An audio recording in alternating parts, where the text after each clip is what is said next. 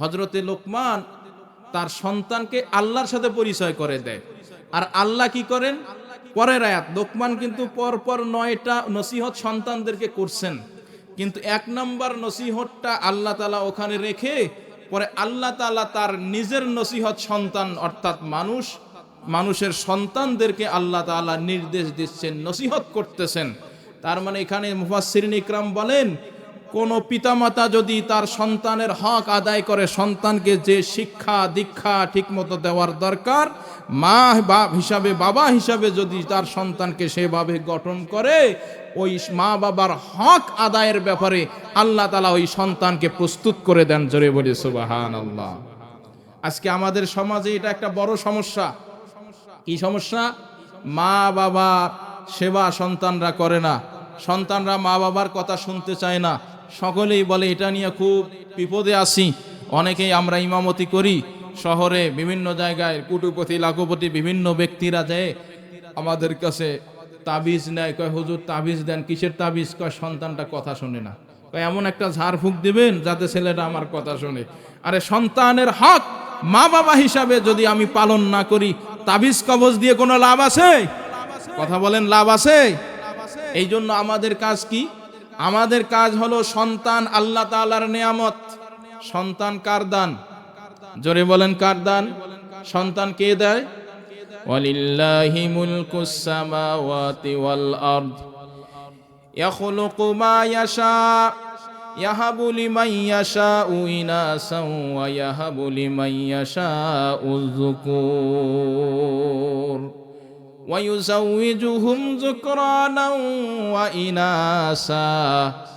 আল্লাহ রাব্বুল আলামিন বলেন, আসমান এবং জমিনের রাজত্ব আমি আল্লাহর।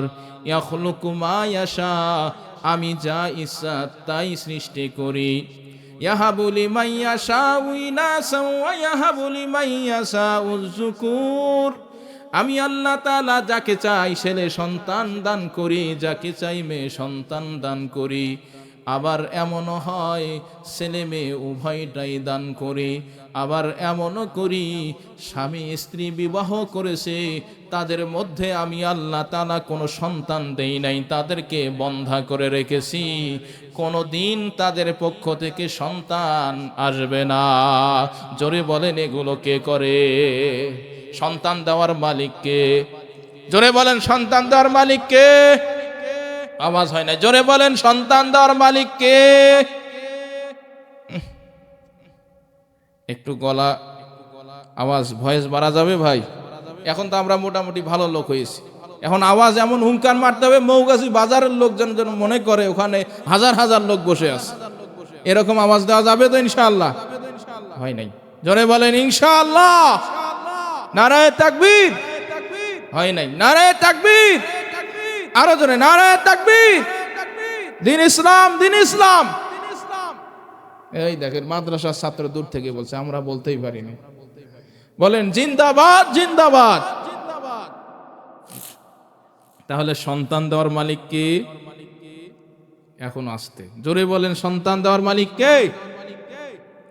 আল্লাহ সন্তান দেন।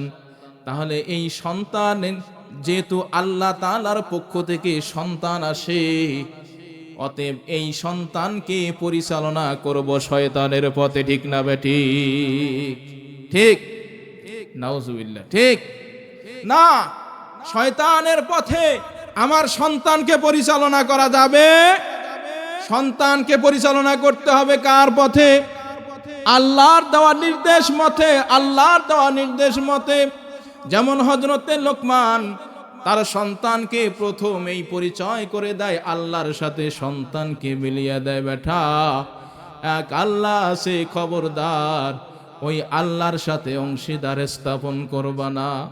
আল্লাহর সাথে সন্তানকে মিলিয়ে দেয়। আর আল্লাহ তাআলা বলেন, তুমি যদি বান্দা তোমার সন্তানকে যদি আমি আল্লাহর সাথে তুমি মিলিয়ে দিতে পারো, তাহলে আমি আল্লাহ তোমার সন্তানকে তোমার হকের ব্যাপারে প্রস্তুত করে দিব। জোরে বলি সুবহানাল্লাহ। আজকে বড় দুঃখ, বড় আফসোস, একটা সন্তান যখন দুনিয়ায় আসে, মা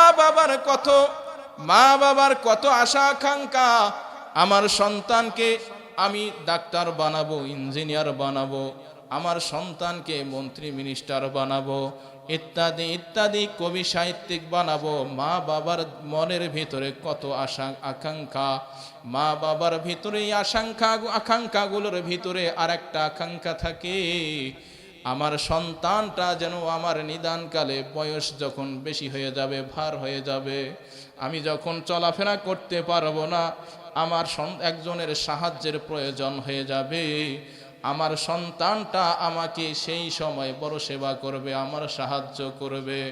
কিন্তু দুঃখ হলো এটা, বাস্তবতা হলো এটা, সন্তানটা ঠিকই বিসিএস ক্যাডার হয়, সন্তানটা ঠিকই মন্ত্রী হয়, এমপি হয়, সন্তানটা ঠিকই কবি সাহিত্যিক হয়, সন্তানটা ঠিকই ডাক্তার ইঞ্জিনিয়ার হয়, সব ঠিক আছে। কিন্তু দুনিয়ার বড় কিছু পদ অর্জন করার কারণে এমন অসংখ্য এরকম কুসন্তান আছে, তার মর্যাদার কারণে মা বাবাকে পরিচয় দিতে চায় না। ঠিক না বেঠিক? এটা কি বানানো বলছি না ঠিক বলছি? এটা কি বাস্তবতা আছে না নাই? বড় দুঃখ আজকে মুসলমান সমাজে, যেই সমাজে আল্লাহ রাব্বুল আলামিন কতবার মা বাবার সেবা শুশ্রূষার কথা বললেন, মা বাবার কথা বললেন। ওয়াকাদা রাব্বুকা আল্লা তা'বুদু ইল্লা ইয়াহু ওয়া বিল ওয়ালিদাইনি ইহসানা।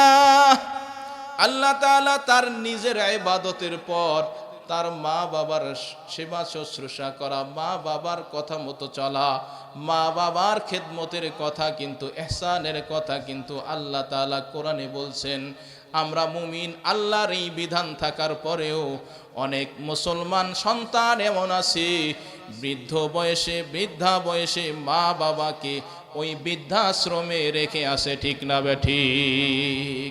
কলিজাটা ফেটে চৌচির হয়ে যায় ওই সময় যখন ঈদের দিন সাংবাদিকরা বৃদ্ধাশ্রমে গিয়ে ওই সমস্ত কোটিপতি লাখপতি মা বাবাদের চেহারা দেখলেই বোঝা যায় অভিজাত শ্রেণীর একটা লোক, কিন্তু সে চোখের পানি ঝরে কান্না করে আর বলে, আমার ছেলে আছে, আমার নাতি আছে, আমার ছেলে বিসিএস ক্যাডার, আমার ছেলে ইঞ্জিনিয়ার, আমার ছেলে ডাক্তার, কিন্তু আজকে ঈদের দিন আমার মা, আমার সন্তানরা আমার খোঁজ খবর নেয় না। আমার নাতিটাকে দেখতে, আমার নাতনিটাতে দেখতে আমার মনটা বারবার ব্যাকুল হয়, তারা তো আমার নাতি নাতনিটাকে আমার কাছে নিয়ে আসে না। ঈদের দিনে ভাবে, চোখের পানি ফেলে ফেলে যখন সাক্ষাৎকার দেয় সাংবাদিকদের সামনে, তখন আমাদের কলিজা ফেটে চৌচির হয়। আরে কি এটা মুসলিম সমাজ হয়ে গেল? আমরা কেমন মুসলমান হইলাম? এটা তো ছিল ইহুদি খ্রিস্টানদের একটা কালচার, কারণ তাদের মধ্যে মায়ের পরিচয় আছে, বাবার পরিচয় নাই, তাদের মধ্যে দুনিয়াটা আসল। তাই একটা যুবক যুবতী, মা বাবার সন্তান, মায়ের সন্তান যখন যুবক যুবতী হয়, যুবকটা একটা মেয়েকে নিয়ে ঘুরে বেড়ায়, আর মেয়েটা আর একটা যুবক ছেলেকে নিয়ে ঘুরিয়ে বেড়ায়। মা বাবা বৃদ্ধ বয়সে হয়ে যায়, এদের খবর নেওয়ার তাদের টাইম নাই, কারণ তারা তো দুনিয়াটাকেই বেশি প্রাধান্য দেয়, তাদের কাছে তো আখিরাতের কোনো চিন্তা নাই। তাই সরকার ইচ্ছাকৃতভাবে এই বুড়া বুড়িগুলো যাবে কোথায়, তাই সরকারি খরচে বৃদ্ধাশ্রম করেছে। তাই সন্তানরা বৃদ্ধ বয়সে তার মায়ের পরিচয় থাকলে মাকে নিয়ে যা বৃদ্ধাশ্রমে নিয়ে আসে, কারো যদি বাবার পরিচয় থাকে বাবাকে বৃদ্ধাশ্রমে নিয়ে আসে। এটা তো ছিল ইহুদি খ্রিস্টানদের কালচার, এটা তো মুসলমানদের কালচার হতে পারে না। ঠিক না ঠিক? কিন্তু দুঃখ কোথায়, এখানে সমস্যাটা কোথায়? সমস্যাটা হলো আমরা আমাদের সন্তানদেরকে, যখন সন্তানটা দুনিয়ায় আসলো, মা বাবা হিসাবে সন্তানের কিছু জিম্মাদারি, কিছু হক আমার উপরে ছিল। আমি মা বাবা হিসাবে ওই সন্তানের হকগুলো আমি ঠিক মতো আদায় করি নাই। ওই সন্তানকে আমি আমার আল্লাহর পথে কোরবান করি নাই, যার কারণে সন্তান আমার বৃদ্ধ বয়সে সন্তান কিন্তু আমার উপকারে আসে না, আমাকে চেনে না। ঠিক না বেঠিক? এই জন্য আমাদের উচিত হবে, আমার সন্তান যখন ভূমিষ্ঠ হবে, আমার প্রথম নিয়ত হলো আমি আমার সন্তানকে মুসলমান বানাবো। ঠিক না বেঠিক? মুসলমান বানাইতে হবে কি হবে না? ওই যে বুখারীর হাদিস বলছিলাম, রাসূলুল্লাহ সাল্লাল্লাহু আলাইহি ওয়াসাল্লাম বলেন, প্রত্যেকটা সন্তান ফিতরাতের উপর জন্মগ্রহণ করে। মা মিন মাউলুদিন ইল্লা ইউলাদু আলাল ফিতরা ফাআবাওয়াহু ইউহাউইদানিহি আও ইউনাসসিরানিহি আও ইউমাজ্জিসানি প্রত্যেকটা সন্তান ফিতরাতের উপর জন্মগ্রহণ করে, মা বাবা তাকে ইহুদি বানায়, খ্রিস্টান বানায়, অগ্নি উপাসক বানিয়ে দেয়। আল্লাহ রাসূল সাল্লাল্লাহু আলাইহি ওয়াসাল্লাম এখানে এই কথা বলে নাই মুসলমান তার সন্তানকে মুসলমান বানায়, এটা বলা হয় নাই। তার মানে এটা বোঝা যায় একজন ইহুদি তার সন্তানকে যদি ইহুদি বানায়, একজন হিন্দু তার সন্তানকে যদি হিন্দুয়ানি কালচার শিক্ষা দেয়, একজন খ্রিস্টান যদি তার সন্তানকে খ্রিস্টান বানায়, গড শিক্ষা দেয়, একজন মুসলমান তার সন্তান হওয়ার সাথে সাথে কথা বলা শিখবে। এই সন্তানরা সর্বপ্রথম শিক্ষা দেবে আল্লাহ, আল্লাহ রাসূল, আল্লাহ রাসূলের নাম শিক্ষা দিবে। এই সন্তানটা মুসলমানদের অভিবাদন আসসালামু আলাইকুম ওয়া রাহমাতুল্লাহ, এই কথাটা সন্তানকে প্রথম শিক্ষা দেবে, ঠিক না বেঠি? কিন্তু আমরা আমাদের সন্তানকে শিক্ষা দেই টাটা বাই বাই, আমাদের সন্তানদেরকে নায়ক নায়িকাদের নাম শিক্ষা দেই, আমাদের সন্তানদের খেলোয়াড়দের নাম শিক্ষা দেই, আল্লাহ রাসূলের সাথে আমার সন্তানকে মিলিয়ে দিতে চাই না, ঠিক না বেঠি? এই জন্য বন্ধু, মা বাবা হিসাবে আমার সন্তানের 4টা হক রয়েছে। আল্লাহু আকবার। হযরতে ওমর রাদিয়াল্লাহু তাআলা আনহুর জামানায় এক সন্তান, এক বাবা, বৃদ্ধ বাবা সন্তানের বিরুদ্ধে ওমর রাদিয়াল্লাহু তাআলা আনহুর কাছে মামলা দেয়, আমিরুল মুমিনিন, আমার সন্তান আমার হক আদায় করে না। আমিরুল মুমিনিন সিপাহী পাঠিয়ে দিয়ে ওই সন্তানকে ধরে নিয়ে আসলেন। সন্তানকে বললেন, বেটা তোমার বাবা বৃদ্ধ বয়সে পৌঁছেছে, কেন তুমি তোমার বাবার হক আদায় করো না? এখন সন্তানটা হযরত ওমর রাদিয়াল্লাহু তাআলা আনহুকে বলেন, আমিরুল মুমিনিন, আমি জানতে চাই শুধু কি সন্তান তার মা বাবার হক আদায় করবে, নাকি মা বাবাকেও সন্তানের কিছু হক আদায় করতে হবে?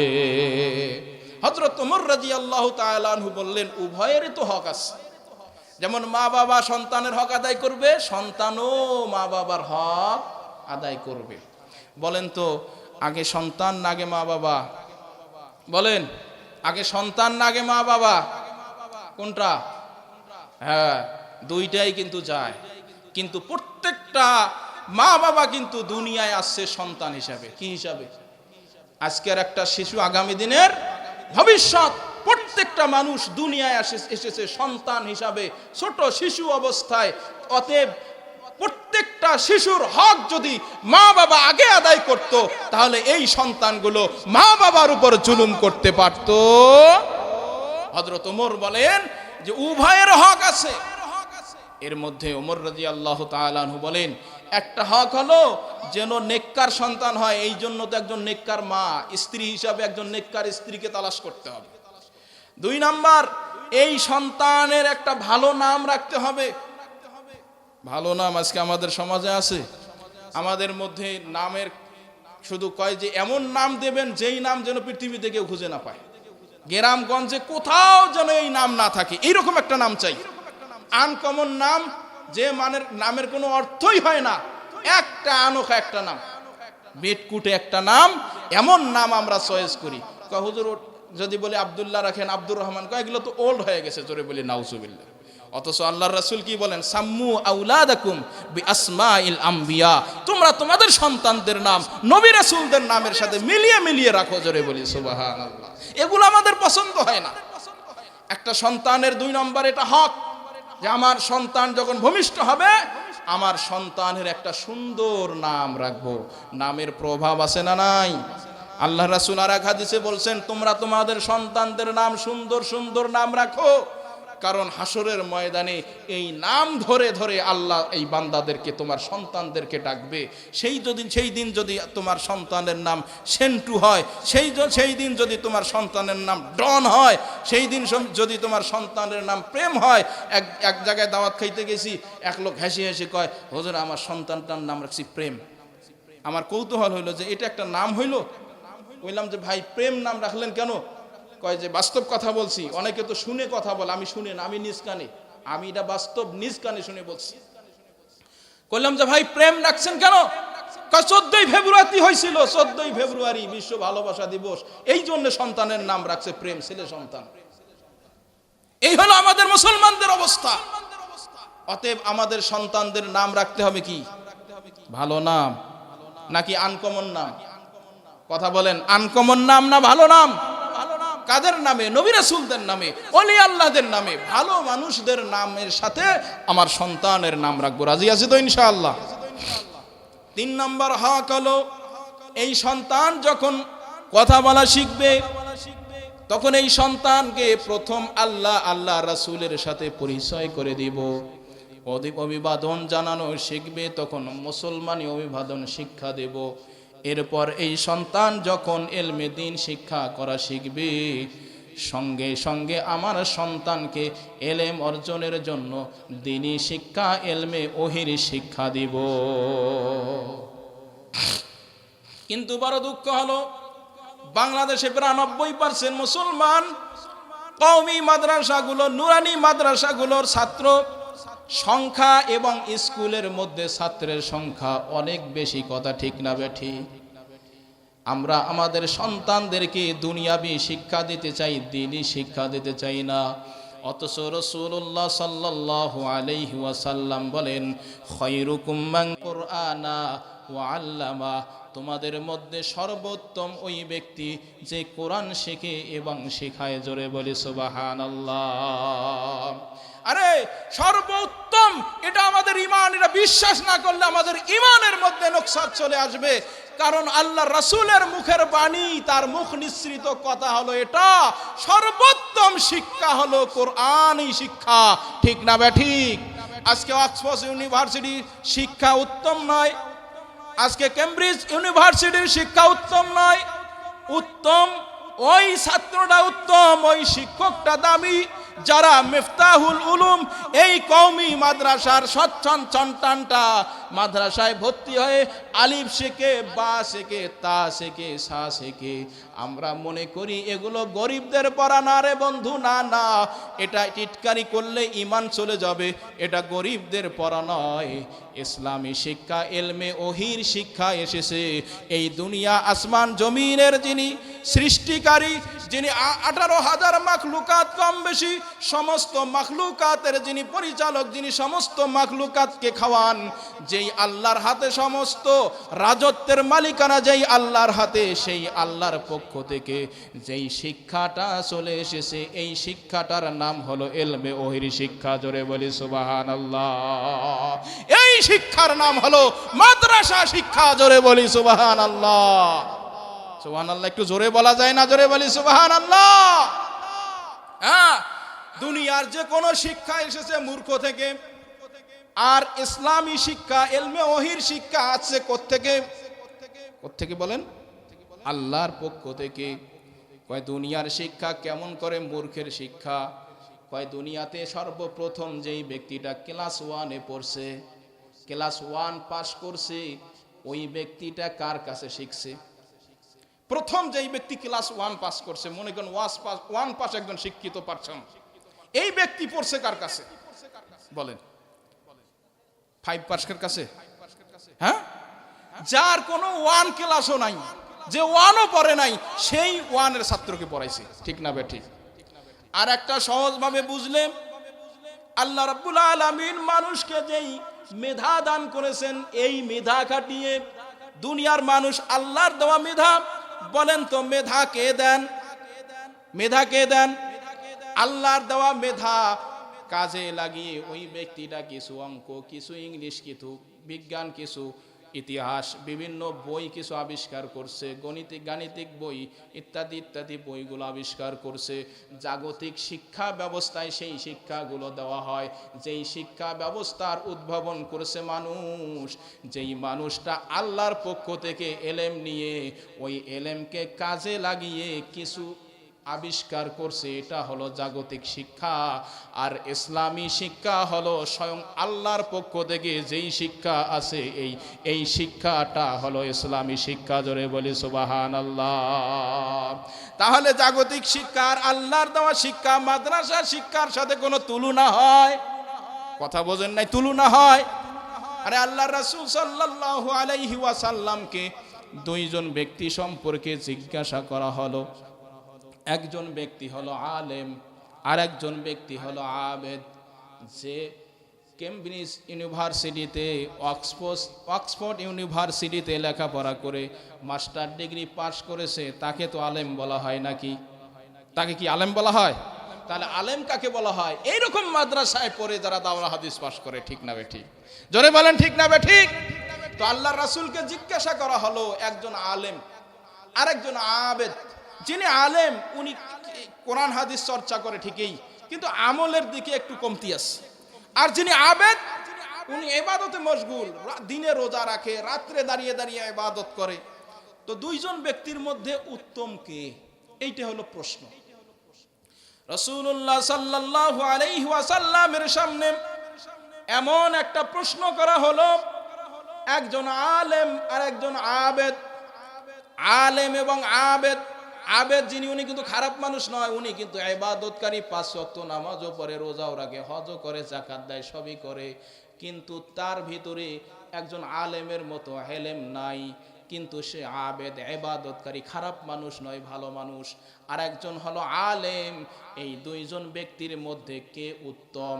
রাসূলুল্লাহ সাল্লাল্লাহু আলাইহি ওয়াসাল্লামকে এই প্রশ্ন করলে বিশ্বনবী যে জবাব দেয়, এই জবাবটা যদি মোহনপুরের মৌগাছির এই বাটুপাড়ার লোকেরা যদি বুঝতো, এদেরকে পিটাইলেও সন্তানদেরকে মাদ্রাসা ছাড়া অন্য কোথাও শিক্ষা দিত না।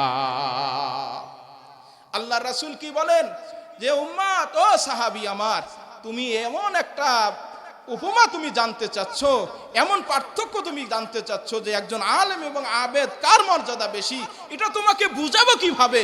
শোনো, একটা উপমা দিয়ে তোমাকে বুঝাই। ফাদলুল আলিমি আলাল আবিদি কাফাদলি আলা আদনাকুম।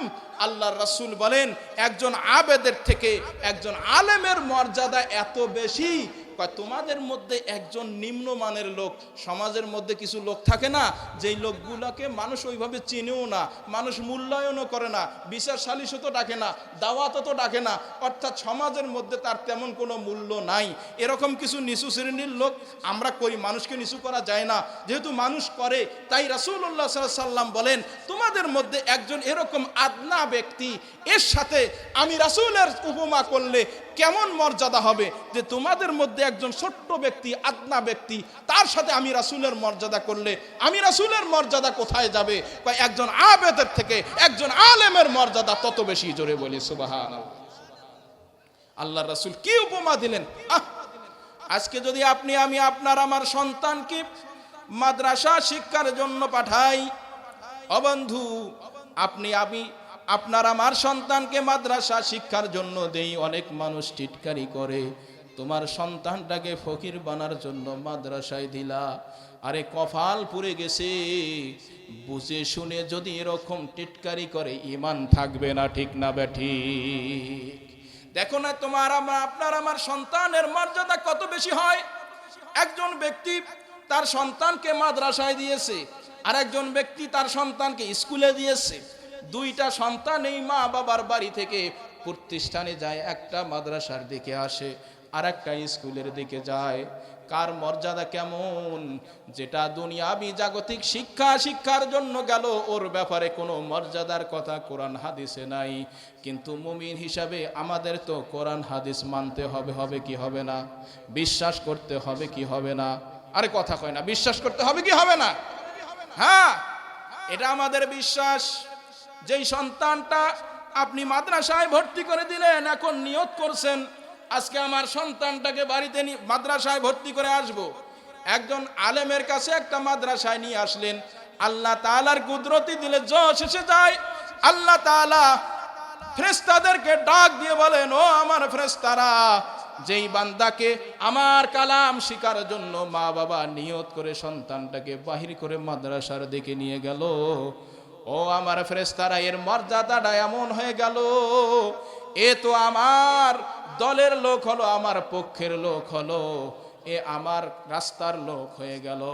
মান খরাজা ফি তলাবিল ইলমি ফাহুয়া ফি সাবিলিল্লাহ হাত্তা ইয়ারজিআ।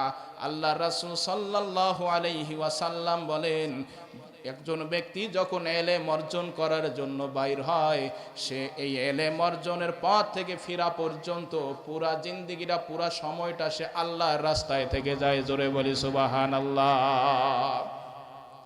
আল্লাহ রাব্বুল আলামিন ডাক দিয়ে বলেন, যারা কোরআন শিক্ষাকারী, আল্লাহু আকবার, আল্লাহু আকবার, আহলুল কুরআনি হুম আহলুল্লাহি ওয়া খাসাতুহু। আহলুল কোরআন যারা, যারা কোরআনওয়ালা, আল্লাহ বলেন এরা আমার খাস পরিবারভুক্ত লোক। জোরে বলি সুবহানাল্লাহ।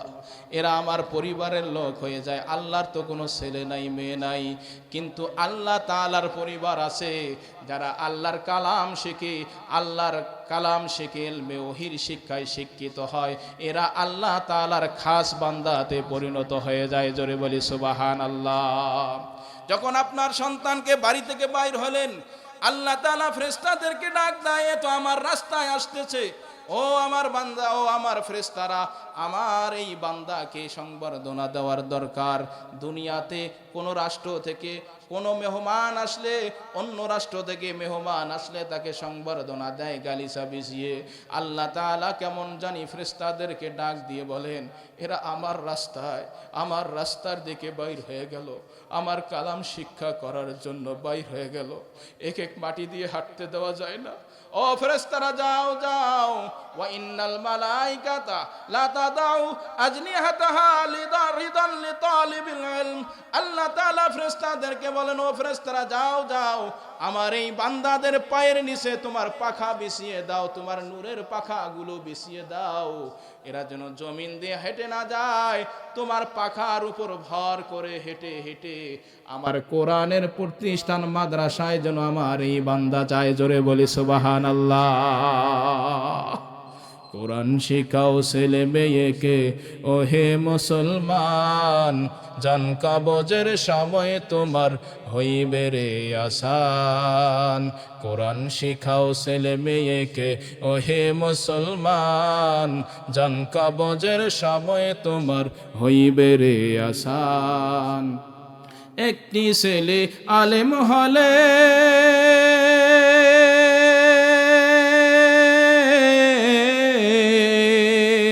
একটি ছেলে আলেম হলে পড়বে কোরআন মৃত্যুকালে। ভেগে যাবে মরদুদ শয়তান, ভেগে যাবে মরদুদ শয়তান, থাকবে রে ঈমান। জান কবজের সময় তোমার হইবে রে আসান। কোরআন শিখাও ছেলে মেয়েকে, ও হে মুসলমান, জান কবজের সময় তোমার হইবে রে আসান। আল্লাহ রাসূল বলেন, যখন মানুষ মৃত্যু মুখে পতিত হয়, এই মৃত্যু ব্যক্তির ঈমান হরণ করার জন্য, ঈমান ধ্বংস করার জন্য শয়তান এসে ওয়াসওয়াসা দেয়। ওই সময় আপনার সন্তান যদি আল্লাহর কালাম তেলাওয়াত করে, সঙ্গে সঙ্গে শয়তান পলায়ন করে, রহমতের ফেরেশতা এসে আপনাকে শুভ সংবাদ দিয়ে জান্নাতি মৃত্যু আপনার হয়ে যায়। জোরে বলি সুবহানাল্লাহ। তো আপনার আমার সন্তানকে যদি ইলমে দ্বীন শিক্ষা দেই, তাহলে এই সন্তান আপনার আমার হক বুঝবে না, বুঝবে না? কথা বলেন, বুঝবে না, বুঝবে না? আপনার আমার হক বুঝবে। আপনি আজকে তথ্য নেবেন, আজ থেকে একটা বছর গবেষণা করেন, 1 বছর টাইম দেওয়া হলো যে আজকে বাংলাদেশের যত বৃদ্ধাশ্রম আছে, প্রত্যেকটা বৃদ্ধাশ্রমে আপনি যান, খুঁজে খুঁজে দেখেন একজন আলেম সন্তান, যে মা বাবা তার সন্তানকে আলেম বানাইছেন, এরকম একজন আলেম তার মা বাবাকে বৃদ্ধাশ্রমে রাখছে কিনা, চ্যালেঞ্জ আপনি পাবেন না, পাবেন না, পাবেন না। ঠিক না ঠিক? তাহলে আপনার সন্তানকে যদি দ্বীন শিখান, আপনার সন্তান হক বুঝবে, আপনার এহ জগতে হক আদায় করবে, পরকাল আপনার জন্য উজ্জ্বল হয়ে যাবে। জোরে বলি সুবহানাল্লাহ। আরে দুনিয়ার জীবন জিন্দেগি কয়দিন? দেখতে না দেখতেই শেষ। অন্য নবী রাসূলদের উম্মতগণের বয়স ছিল 1000 বছর, 500 বছর, 300 বছর। আল্লাহ রাসূল বলেন, আমার উম্মতের বয়স তো হলো 60 থেকে 70 বছর, সামান্যতমের জিন্দেগি। এই সামান্য সময়ের জিন্দেগি আপনি আপনার সন্তানকে কি এমন ভালো করার জন্য, ভালোভাবে করার জন্য আপনার সন্তানকে দিন থেকে গাফেল করতেছি। অনেকেই হয়তো বলতে পারেন, তাহলে কি আমার সন্তানকে ডাক্তার ইঞ্জিনিয়ার বানাবো না? বানাবেন, ঠিক আছে, কোনো সমস্যা নাই। তবে আপনার সন্তানকে প্রাথমিক শিক্ষাটা আগে মিফতাহুল উলুম মাদ্রাসায় ভর্তি করে নুরানি ফরজ পর্যায়ের এলেমটা আগে শিক্ষা দেওয়া, এটা মা বাবা হিসাবে আপনার উপর ফরজ। কথা বলেন ঠিক না বেঠিক? তলাবুল ইলমি ফারিদাতুন আলা কুল্লি মুসলিম, প্রত্যেকটা মুসলমানের জন্য ইলমে দ্বীন শিক্ষা করা কি ফরজ। অতএব এই ফরজটা আমাদের আদায় করার দরকার আছে না নাই? জোরে বলেন আছে না নাই? তাহলে মাদ্রাসা শিক্ষা, এই শিক্ষাটা সর্বোত্তম শিক্ষা, ঠিক না বেঠিক? সমাজ আমাদের মূল্যায়ন করে না, সমাজ এই মাদ্রাসাকে মূল্যায়ন করে না, সরকারিভাবে এখানে বেতন দেওয়া হয় না বিধায় মানুষ এটাকে বলে এটা ফকিরদের শিক্ষা। আসলে এটা ফকিরদের শিক্ষা নয়, এটা তো রাজাদিরাজ মহারাজ আল্লাহ সুবহানাহু ওয়া তাআলা তার পক্ষ থেকে শিক্ষার ব্যবস্থার নাম হলো মাদ্রাসা শিক্ষা, ঠিক না বেঠিক? অতএব এই মাদ্রাসার সাথে সম্পর্ক রাখার দরকার আছে না নাই? আল্লাহর রাসূল বলেন, কুন আলিমান আও মুতাআল্লিমান আও মুস্তামিআন আও মুহিব্বান ওয়ালা তাকুন খামিসান ফাতাহলিক। উম্মত, তুমি আলেম হও, তুমি আলেম হও। আলেম হলে মর্যাদা কি? ইমাম মুহাম্মদ রাহমাতুল্লাহি আলাইহি মারা গেছেন, মৃত্যুবরণ করেছেন। একজন ব্যক্তি তাকে স্বপ্নে দেখছে, স্বপ্নে দেখে বলেন, হুজুর, আল্লাহ আপনার সাথে কেমন ব্যবহার করছে, কেমন আচরণ করছে? ইমাম মুহাম্মদ রাহমাতুল্লাহি আলাইহি বলেন, আল্লাহ তো আমার সাথে ভালো আচরণ করছে। মারা যাওয়ার পরে আমাকে জিজ্ঞাসা করছিল, মুহাম্মদ তুমি কি চাও? আমি বলছিলাম, আল্লাহ আমাকে মাফ করে দেন, আমাকে মাফ করে দেন, আমাকে জাহান্নামে ফেলেন না। আল্লাহ রাব্বুল আলামিন ইমাম মুহাম্মদ রাহমাতুল্লাহি আলাইহিকে ধমক দিয়ে বলেন, আরে তোমাকে আযাব দিব তো তোমাকে ইলম দেন কেন? কেন তোমাকে আলেম বানাইলাম? তোমাকে তো আলেম বানাইছি এই জন্য, জাহান্নাম থেকে মুক্তি করে জান্নাতে দেওয়ার জন্য। জোরে বলি সুবহানাল্লাহ। আল্লাহ রাসূল সাল্লাল্লাহু আলাইহি সাল্লাম বলেছেন, মান ইউরিদিল্লাহু বিহি খায়রান ইউফাক্কিহু ফিদ্দীন। আল্লাহ যার কল্যাণ চান, ভালো করে বোঝেন, আল্লাহই যার কল্যাণ চায়। কে চায়? জোরে বলেন, কে চায়? আল্লাহ যার কল্যাণ চায়, আল্লাহ যার ভালো চায়, তাকেই আল্লাহ তাআলা দ্বীনি ইলম অর্জনের তৌফিক দান করেন। জোরে বলি সুবহানাল্লাহ। তাহলে আপনার সন্তানকে যদি মাদ্রাসায় দেন, বোঝা যাবে এটা দুনিয়ার মানুষ টিটকারি করলেও, দুনিয়ার মানুষ তুচ্ছ-তাচ্ছিল্য করলেও আপনার আমার সন্তানের ভবিষ্যতের জন্য আল্লাহই আপনার আমার সন্তানের ভালো চায়, ঠিক না বেঠিক? কুরআনুল কারীমে আল্লাহ রাব্বুল আলামিন কি বলেন? আল্লাহ তাআলা বলেন, আমি যার কল্যাণ চাই, ওয়াল্লাযীনা উতুল ইলমা দারাজাত, তার মর্যাদা, যার মর্যাদা আমি উন্নত করতে চাই, মর্যাদা বৃদ্ধি করতে চাই, তাকেই আমি আল্লাহ তাআলা ইলম দিয়ে ধন্য করি। জোরে বলি সুবহানাল্লাহ। তাহলে কোরআনেও আল্লাহ বলেন ইলম, শেষের দিকে বলছে, কোরআনেও আল্লাহ বলেন যে যার কল্যাণ চায় তাকে ইলমে ওহী শিক্ষা দেন। আর হাদিসেও আল্লাহ রাসূল বলেন, আল্লাহই যার কল্যাণ চায় তাকে ইলমে ওহী শিক্ষা দেয়। আল্লাহু আকবার। হযরত ঈসা আলাইহিস সালাম একদিন পথ চলতেছেন, পথ চলতে গিয়ে দেখেন যে পথের ধারে একটা কবরের মধ্যে ভীষণ আযাব হচ্ছে, ভীষণ আযাব। হযরত ঈসা আলাইহিস সালাম খুব ব্যথিত হইলেন, এই কবরে ভীষণ ধরনের আযাব হচ্ছে। তিনি কাজ ছেড়ে আবার যখন ওই পথ দিয়ে ফিরলেন, এখন ফেরার সময় দেখেন ওই কবরে আর আযাব নেই, ওই কবরে আর আযাব নেই। আশ্চর্য হলেন, একটু আগে যেই কবরে দেখলাম আযাবের ফেরেশতা, এই কবরে আবার একটু পরেই রহমতের ফেরেশতা, জান্নাতি ব্যবস্থাপনা। এটা কেমন অবস্থা? এটা তো হতে পারে না। আল্লাহ যেই কবরে আযাবের ফয়সালা করছেন, এই কবরে এত তাড়াতাড়ি জান্নাতি ফয়সালা, এটা কেমন করে আসলো?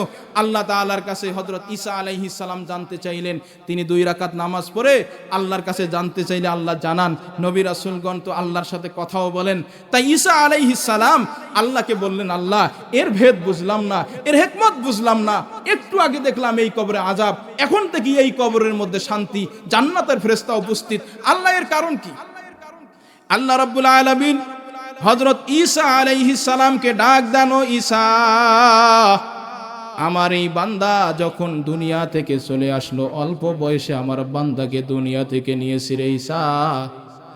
আমার এই বান্দা ভালো আমল করে নাই, ভালো কাজ করে নাই, ভালো কিছু করে নাই, খালি গুনার পাল্লা ভারী করে কবরে আসছে, তাই তো তার কবরে আযাব শুরু হয়ে গেছিল।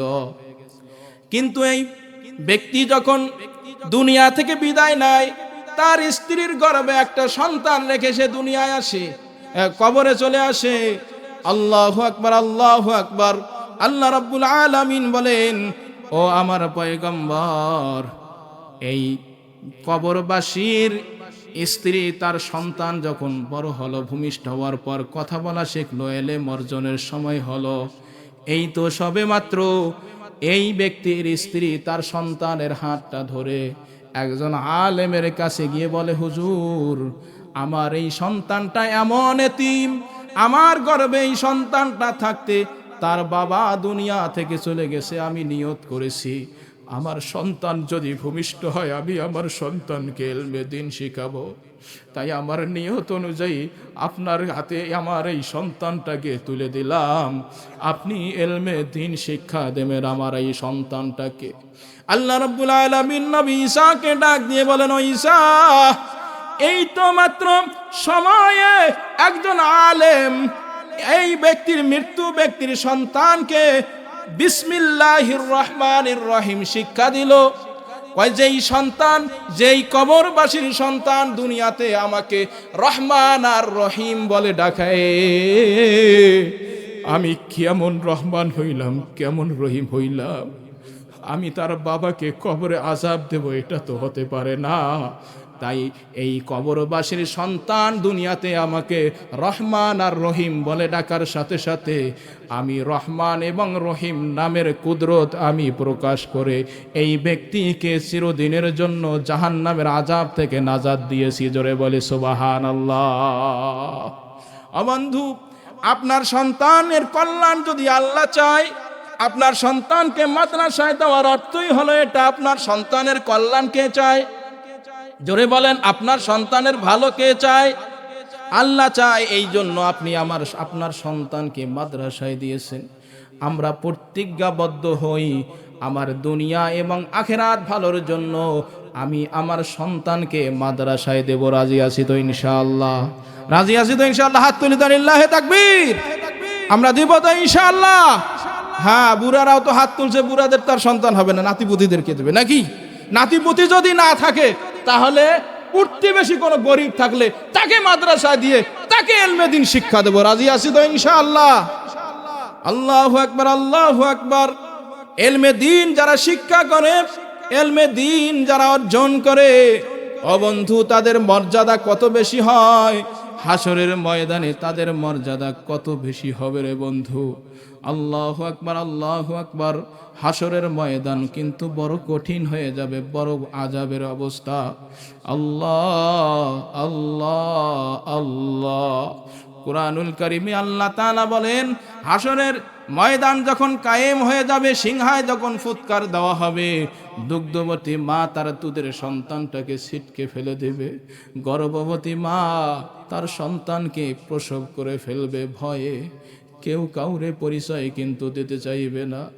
আল্লাহু আকবার, আল্লাহু আকবার। সেই দিন যদি আপনার সন্তান হাফেজ হয়, আপনার সন্তান যদি আলেম হয়, আল্লাহ রাব্বুল আলামিন আপনার আমার সন্তানের কারণে, আল্লাহু আকবার, আল্লাহু আকবার, আপনাকে আমাকে ডেকে ডেকে নূরের মুকুট পরিয়ে দিয়ে আপনার আমার সম্মানকে উজ্জ্বল করবেন। জোরে বলি সুবহানাল্লাহ। যারা সন্তানকে দুনিয়াবি শিক্ষা দিতে চায় তাদেরকে এটা জেনে রাখা উচিত, এই দুনিয়া কিন্তু চিরদিন থাকার জায়গা নয়। আখিরাত হলো এমন একটা সময় যেটার শুরু আছে আর কোনো দিন শেষ নাই। আখিরাতের শুরু আছে, কোনো দিন শেষ হবে না রে বন্ধু। আল্লাহ আল্লাহ আল্লাহ। স্থায়ী একটা জিন্দেগির জন্য যদি কেউ ভালো কিছু করে, এটা তো আমাদের জন্য ক্রেডিটের বিষয়। আপনার সন্তান 1 বছরের জন্য মনে করেন কক্সবাজারে গেছে, চাকরিতে গেছে, ওখানে একটা 5 তলা বিল্ডিং করছে, এটা তো আপনাদের ক্রেডিটের বিষয় নয়। কিন্তু আপনার বাড়িতে একটা সন্তান 2 তলা বিল্ডিং করলে এটা আপনার কাছে অনেক প্রশংসার দাবি রাখে। আপনার আমার জন্য হলো আখিরাত স্থায়ী। আল্লাহু আকবার। হাসরের ময়দানে আপনার আমার সন্তান যদি হাফেজ হয়, আলেম হয়, এদেরকে ডাক দিবেন, ইউকালু লিসাহিবিল কুরআন ইকরা ওয়ারতাকি ওয়ারাত্তিল কামা কুনতা তুরাত্তিলু ফিদ দুনিয়া ফাইন্না মানজিলাকা ইনদা আখিরি আয়াতিন তাকরাউহা আও কামা ক্বালা আলাইহিস সালাতু ওয়াস সালাম। হাসরের ময়দানে আল্লাহ তাআলা কোরআনওয়ালাদেরকে ডাক দিয়ে বলবেন, ও কোরআনওয়ালারা আসো আসো। আরে কোরআনওয়ালা, দুনিয়াতে তুমি কোরআন তেলাওয়াত করছিলা, কোরআনের ফজিলত তুমি স্বচক্ষে দেখো নাই রে, শুধু বিশ্বাস করে আমার গোলাম কোরআন শুনছো, আমার কোরআনের তেলাওয়াত করছো রে বান্দা। আল্লাহ আল্লাহ আল্লাহ। আল্লাহর রাসূল বলেন, আসসিয়ামু ওয়াল কোরআন ইয়াশফাআনি, কোরআন এবং রোজা বান্দার পক্ষে সাক্ষী দেবে রে বন্ধু। আল কোরআনু হুজ্জাতুল লাকা ওয়া আলাইকা, কোরআন আপনার পক্ষের সাক্ষী হবে অথবা বিপক্ষের সাক্ষী হবে। কোরআন যদি আপনার পক্ষে সাক্ষী হয়, নিশ্চিত নিশ্চিত নিশ্চিত ওই ব্যক্তির জান্নাত নিশ্চিত হয়ে যাবে। জোরে বলি সুবহানাল্লাহ। আর যদি কোরআন আপনার বিপক্ষের সাক্ষী হয়, জাহান্নাম ছাড়া কোনো পথ থাকবে না। এই জন্য কোরআনওয়ালাদেরকে হাসরের ময়দানে আল্লাহ ডাক দিবেন, বান্দা আসো, ইকরা ওয়ারতাকি ওয়ারাত্তিল কামা কুনতা তুরাত্তিলু ফিদ দুনিয়া।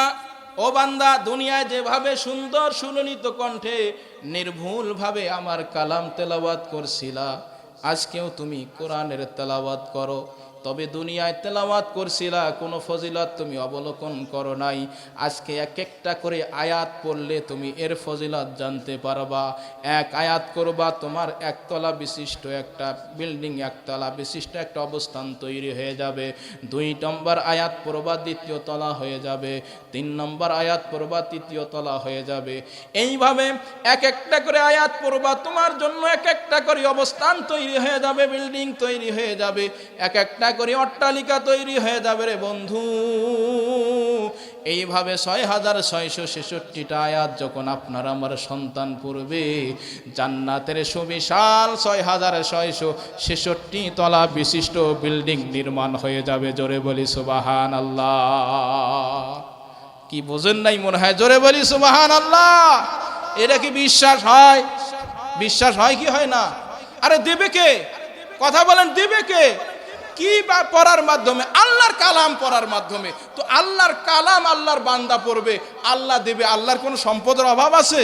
তা আপনারা সুবহানাল্লাহ বলতে এত কার্পণ্য করেন কেন? আল্লাহ এর থেকেও বেশি দিতে পারে কি পারে না? জান্নাতের জমি এমন দামি, হাদিসে এসেছে রাসূলুল্লাহ সাল্লাল্লাহু আলাইহি সাল্লাম বলেন, জান্নাতের এক চাবুক পরিমাণ জায়গা। কতটুকু জায়গা? এক চাবুক, এক চাবুক পরিমাণ জায়গা। আল্লাহর রাসূল বলেন, এই দুনিয়া এবং দুনিয়ার সমস্ত যতগুলো সম্পদ আছে, সমস্ত সম্পদ থেকে জান্নাতের এক চাবুক পরিমাণ জায়গা অনেক দামি। জোরে বলি সুবহানাল্লাহ। এমন দামি জান্নাতের 6666 তলা বিশিষ্ট বিল্ডিং, এর মালিক হবে আপনার সন্তান। মা বাবা হিসেবে আপনাকে ছেড়ে যাবে নাকি? ছেড়ে যাবে না। আগেই তালাশ করবে আল্লাহ, আমার মা বাবা কোথায়, আমি এই জান্নাতে একাই যাব না। মান ক্বারাআল কুরআন ফাজতাযহারাহু ফাআহাল্লা হালালাহু ওয়া হাররামা হারামাহু আদখালাহুল্লাহুল জান্নাহ ওয়া শাফশারাত মিন আহলি বাইতিহি কুল্লুহুম কদ ওয়াজাবাত লাহুন নার আও কামা ক্বালা আলাইহিস সালাতু ওয়াস সালাম। আল্লাহর রাসূল বলেন, যেই ব্যক্তিটা দুনিয়াতে কোরআন পড়লো, কোরআনকে হেফজ করলো, মুখস্থ করলো, আল্লাহু আকবার, এই কোরআনের হালালকে হালাল হিসাবে মেনে নিল, হারামকে হারাম হিসাবে মেনে নিল, আল্লাহর রাসূল বলেন, আল্লাহ রাব্বুল আলামিন এই কোরআন পড়লে ওয়ালাকে জান্নাত দিয়ে দেবেন। জোরে বলি সুবহানাল্লাহ।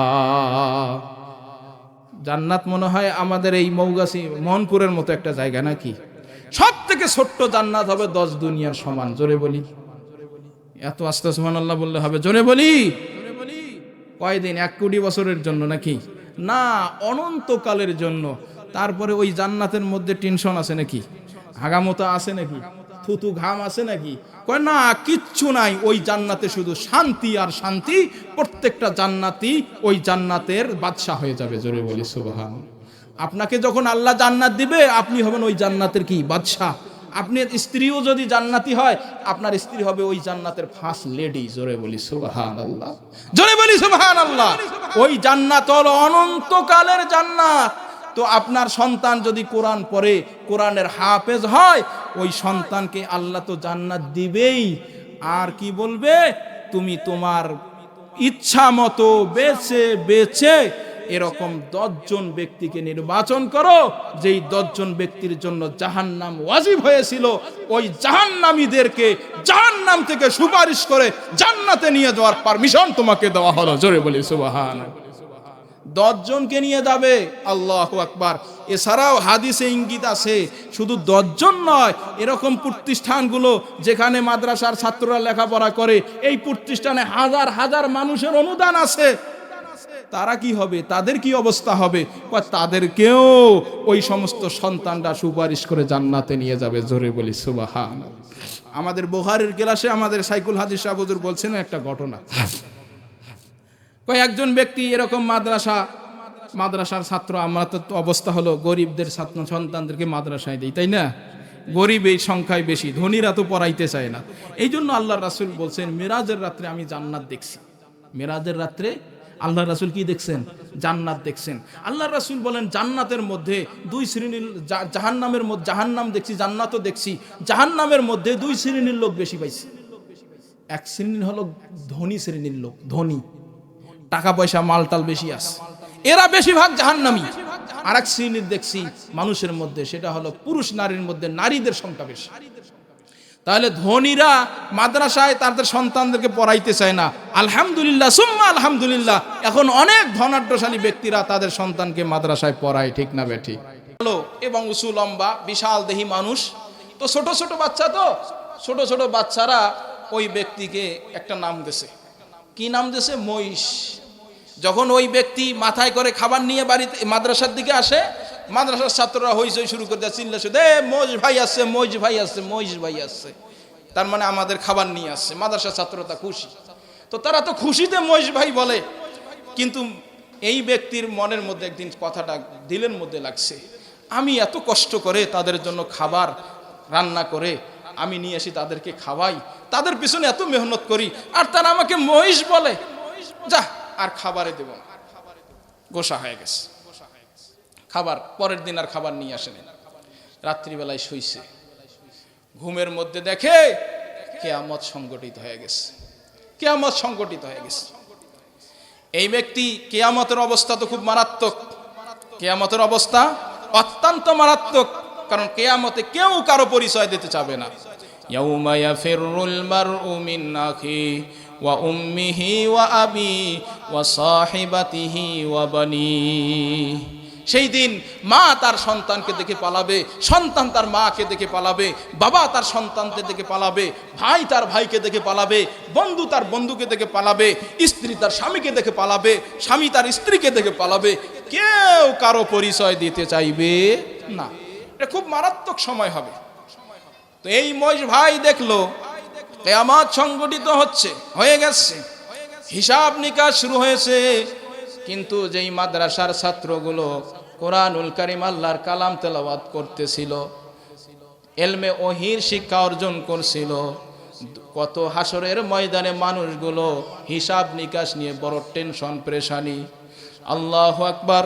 হাসরের ময়দানে কারো হাঁটু পর্যন্ত ঘাম, কারো কোমর পর্যন্ত ঘাম, কারো গলা পর্যন্ত ঘাম, কেউ বা হাবুডুবু খাবে। হাসরের ময়দান হবে অত্যন্ত ভয়াবহ। কিন্তু মাদ্রাসার এই হাফেজে কোরআনগুলো, তালেবে ইলমের কোনো চিন্তা নাই। তারা দেখতেছি আমোদ প্রমোদ ফুর্তি করে হাসরের ময়দানে ঘুরতেছে ফিরতেছে। আল্লাহু আকবার। এই মহিষ ভাই দেখে ওই যে পুলসিরাত কায়েম হয়ে গেছে, জাহান্নামের উপর দিয়ে একটা রাস্তা, 30,000 বছরের রাস্তা, ওইখানে পুলসিরাত পার হইতে গিয়ে কত মানুষ কেটে কেটে জাহান্নামের মধ্যে পড়ে যাচ্ছে। মহিষ ভাইয়ের আর হুঁশ নাই, আরে আমাকেও জাহান্নামে মনে হয় পড়তেই হবে, আমার তো তেমন কোনো আমল নাই, আমি কিভাবে পার হব। তিনি দেখলেন মুহূর্তের মধ্যে মাদ্রাসার সমস্ত ছাত্রগুলো পুলসিরাতের কাছে এসে এক দৌড় দিয়ে মুহূর্তের মধ্যে পুলসিরাত পার হয়ে জান্নাতে প্রবেশ করছে। জোরে বলি সুবহানাল্লাহ। এখন মহিষ ভাই বলে, আমার পালা, আমার তো কোনো আমল নাই, কারণ হাসরের ময়দানে প্রত্যেকটা ব্যক্তি তার আমল নামা হাতে পাবে, দেখতে পারবে, ভালো আমল খারাপ আমল, ঠিক না বেঠিক?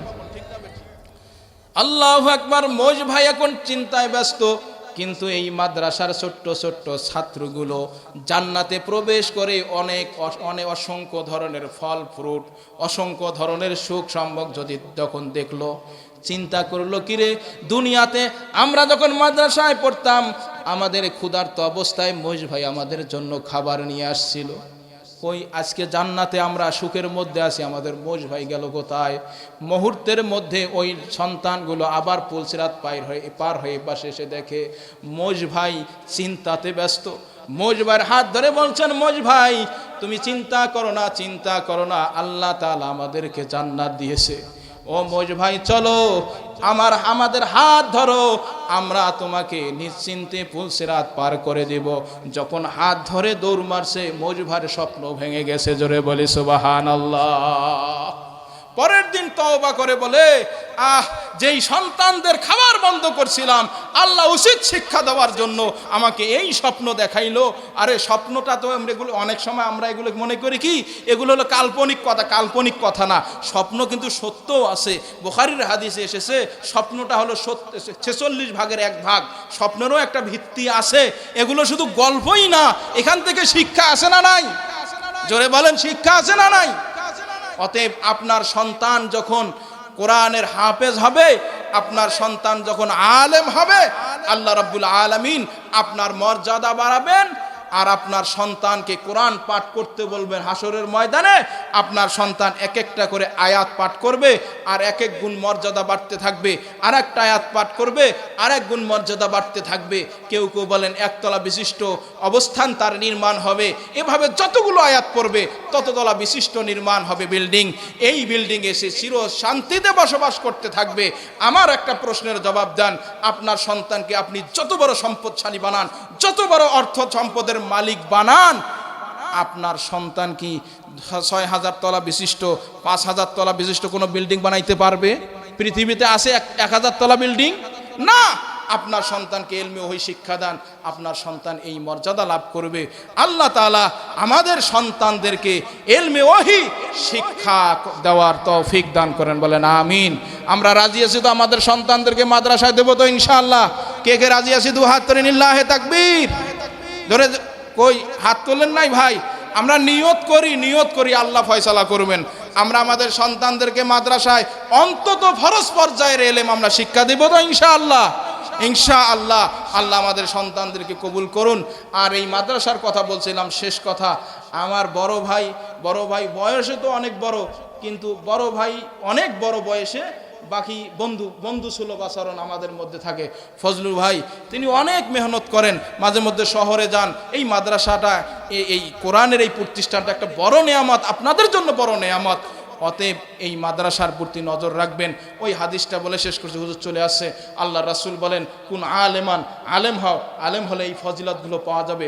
আও মুতাআল্লিমান, অথবা আলেমের ছাত্র হও। আও মুস্তামিআন, অথবা আলেমের কথা শ্রবণকারী হও। আও মুহিব্বান, তাও যদি না হও তাহলে আলেমকে ভালোবাসো। এতটুকু যদি না হও, ওয়ালা তাকুন খামিসান, পঞ্চম শ্রেণীতে যেও না। এই 4টার মধ্যে থাকো, আলেম হও, না হলে ছাত্র হও, না হলে আলেমের সঙ্গী হও, না হলে আলেমকে ভালোবাসো। এই 4-এর বাইরে পঞ্চম শ্রেণীতে গেলে তুমি ধ্বংস হয়ে জাহান্নামী হয়ে যাবা। আমরা এই 4টার ভিতরে থাকবো। শেষ যদি আমরা না পারি, অন্তত এই মাদ্রাসা, এই কোরআন হাদিসের এই প্রতিষ্ঠানের দিকে আমরা সুনজর রাখবো, ভালোবাসা রাখবো। রাজি আছি তো ইনশাআল্লাহ? যদি অর্থ সম্পদ দিয়ে, বুদ্ধি পরামর্শ, শ্রম দিয়ে সাহায্য করতে না পারি, অন্তত দোয়া এই মাদ্রাসাকে শামিল রাখবো। রাজি আছি তো ইনশাআল্লাহ? আল্লাহ তাআলা আমাদের সকলকে আমল করার তৌফিক দান করুক। ওয়া মা আলাইনা ইল্লাল বালাগ। আসসালামু আলাইকুম ওয়া রাহমাতুল্লাহ।